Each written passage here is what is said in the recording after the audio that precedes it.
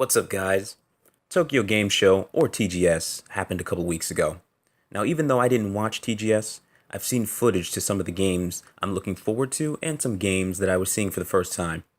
So I wanted to take this time to talk about some of the games I'm anticipating, or that I'm curious about, not just from TGS, but in general. One title I'm looking forward to, and have been for a while, is Final Fantasy 15. It didn't even seem real when this title finally got a release date earlier in the year. There was a 2-month delay pushing the release date from the end of September, I believe, to the end of November. But honestly, I think part of why the initial release date seemed too good to be true, at least for me, was because it was. And really, who doesn't expect delays from a Final Fantasy title? But quality takes time, and I'm excited for the end result. Speaking of Final Fantasy 15, as expected, I figured Square would reveal a new PS4 eventually, which is what I've been waiting for actually. And lo and behold, at TGS, Square Enix revealed a new Final Fantasy 15 Special Edition PS4, the Luna Edition I think it was called. It looks like a slim model.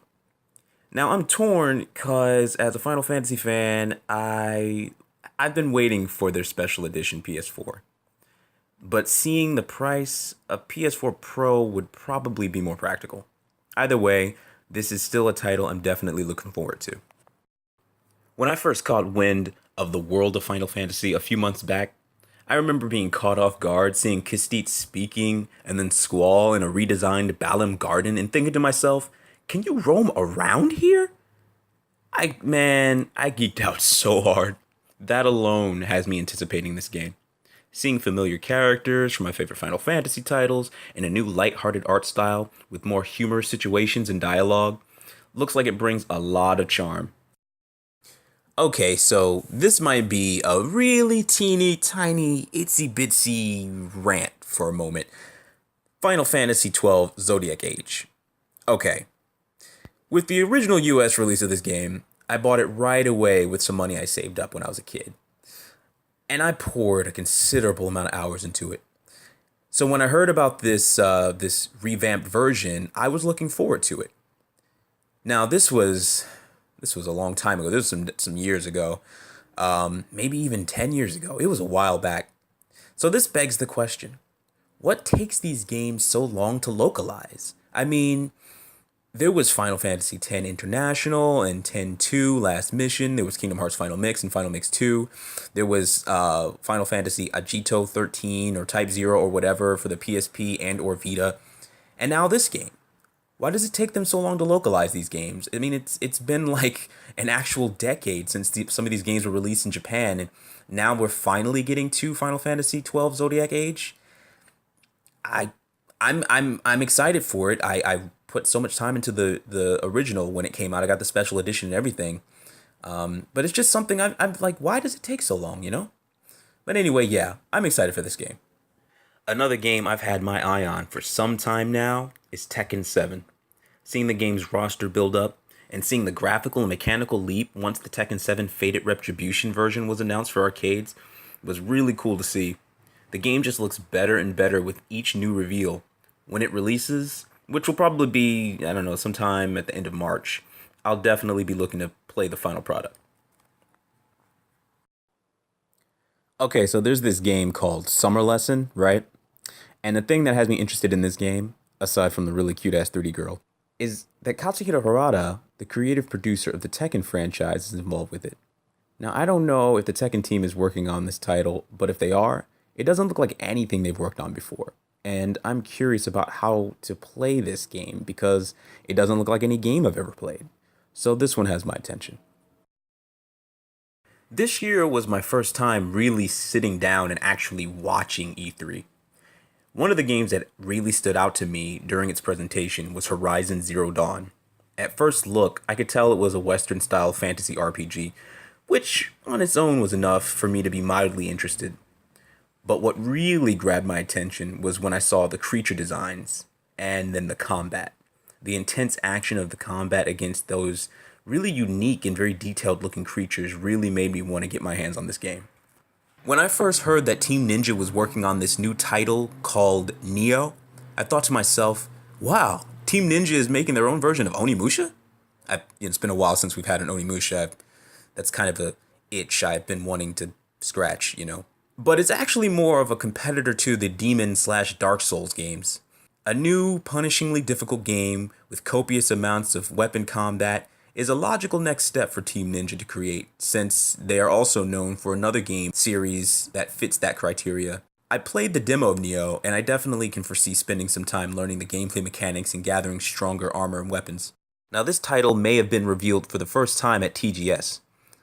I think it's called Musou Stars. I don't usually get into the Dynasty Warriors games, mainly because they seem like microwave titles, where one game is released, but before you know it, a better version of the game or the next entry in the series would be released shortly after. The only Warriors game that I knew I definitely wanted to buy was Warriors Orochi 3 Ultimate. And I also ended up getting Dynasty Warriors Gundam Reborn. Both were pretty good deals at the time when I got them. But Warriors Orochi 3 Ultimate in particular just had so many characters to choose from, and I was drawn to the seemingly dense amount of content. But on top of that, I'm a Dead or Alive fan, and characters from that franchise were in it. So, yeah. This new game that was shown at TGS looks like a traditional Dynasty Warriors style game, but with the inclusion of, well, Dead or Alive characters like Ryu Hayabusa and Kasumi. And that's mainly what caught my interest. A couple of years ago, when I played Drakengard 3, it was actually my first Drakengard game that I've played, I remember distinctly thinking to myself, man, this game would be leagues cooler if Platinum Games developed the combat system. And, well, wouldn't you know, it seems someone had the same notion I did, because the director of both Drakengard and Nier, I believe, has now partnered up with Platinum Games to bring us Nier Automata. Now, I've never played Nier, but now that Platinum Games is on board, so am I. Another one of the games I've been anticipating for a while now is a game by the name of Scalebound. Now, this game is directed by one of my favorite directors, Hideki Kamiya. So when I heard about Scalebound, I already knew it was a game I wanted to play before I even really knew what it really was. I haven't heard much about this game recently, but it's still definitely a game I'm looking forward to. Wow, man. Platinum Games working on another game, huh? Man, they don't take breaks, but good on them for being a successful video game development studio. They've been working really hard, and it's really cool to see them coming up like this. It looks like this time they're working on a title called Grand Blue Fantasy Project or is that a semicolon? Link. Now, if I recall, wasn't there a mobile game called Grand Blue Fantasy in Japan? I remember seeing the art style of what I think was this game, or a game called Grand Blue Fantasy, and I remember being immediately interested. I really thought the game's art style looked really cool. There's this whole debacle or fiasco where there was someone who spent like absorbent amounts of money on microtransactions to the point where Square Enix had to put like a cap on how much you could spend on the game in a certain amount of time. It was like pretty insane. But this game was recently announced, I think. It's the first time I'm hearing it at TGS. I was seeing it for the first time. It looked pretty cool, and if it's an action RPG with a lot of exploration and cool stylistic battles, I mean, count me in. Okay, so some of you guys may have heard of the title Death Stranding. Now, I don't know anything about what this game is supposed to be, and honestly, it doesn't really matter. Hideo Kojima is directing it, and that's all I really need to know to be interested. So I'll be keeping my eye out for this title. Another game I only heard about recently at TGS was Digimon World Next Order. Now, I heard this game is available in Japan for both PS4 and PS Vita, but Bandai Namco is only localizing the PS4 version here in the West. I don't yet have a PS4, but I do have a Vita. Bandai Namco is already localizing the game for the PS4, so why not just port the digital Vita version too, right? Is the Vita market in the West that scarce? I mean, I bought a Vita for games like this, so it's a shame to see it left out in the West. I mean, this is similar to what Square Enix did with Final Fantasy Type 0, leaving out the Vita version and only porting a PS4 counterpart.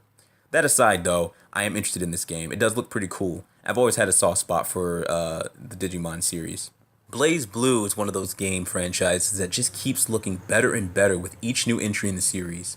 It always has a very polished and stylish look to it. So with Blaze Blue Central Fiction, more new characters, new stages, and some new awesome music, and furthering this insane story in this series are all things that sound good to me. I'm looking forward to this game.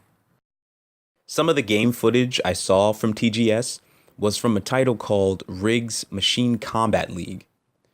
Now, I only recently heard about this game from TGS, and it looks cool. But the real reason I'm mentioning this game is because it started to make me think. When will we see a Gundam VR game? I mean, how sick would it be piloting, I don't know, like something like the Wing Zero Gundam from Endless Waltz, the movie, and like just being able to blow up nearly everything in front of you with a giant beam cannon. Or like piloting the Burning Gundam and seeing my hand glowing red before I put it straight through an opposing mech's chest. I mean, it would be so dope. So that's it, guys. Those are some of the games that I'm interested in, that I'm anticipating, that caught my interest, and I'm curious about. Some from TGS, some from E3, some just in general. Let me know what some of you guys are interested in. What games do you guys want to see? Let me know in the comments. I'll see you guys next time.